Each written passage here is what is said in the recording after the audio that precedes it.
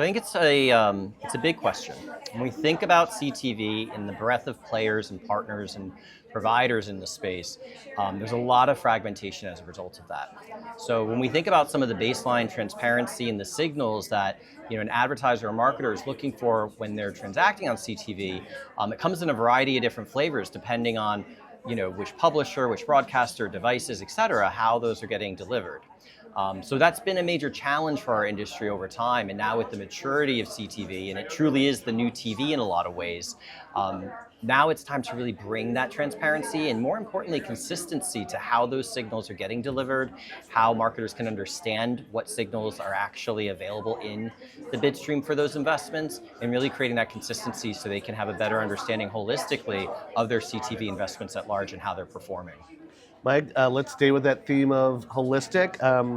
IAS launched Total TV to provide that transparency.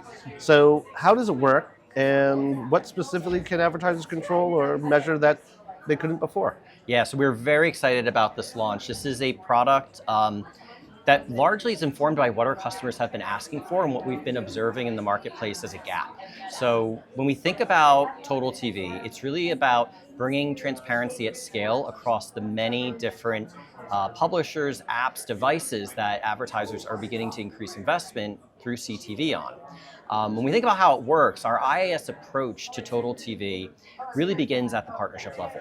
We are working directly with these major broadcasters and apps. We're talking about the Amazon Prime Videos, the Disneys, the Paramount Globals, but the major broadcasters, and we're working directly with them in partnership, which is unique to the way that some others in the industry are operating. And what that level of partnership does is it gives us a closeness to the inventory, so that way we are able to get access to that signal with higher fidelity, and removing any of the unnecessary hops in the programmatic supply chain. So we're very, very excited about that, both from a signal fidelity perspective, but also through the lens of the deep partnerships we have with these major broadcasters and apps.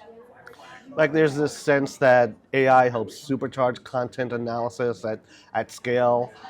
With that in mind, how does that translate into better outcomes for advertisers in CTV? Is it more transparency, is it better targeting, brand safety, or all of the above? Yeah, so when we think about what IAS does and where we have operated traditionally in all the new environments that we now cover, we really think about transparency and media quality and the understanding of that media quality. So whether it's across the open internet, whether it's across social platforms and walled gardens, or now with the CTV environment, it's really about using AI to be able to scale our understanding of that media. As we all can see, media is getting generated at a faster clip than ever in the history of humanity.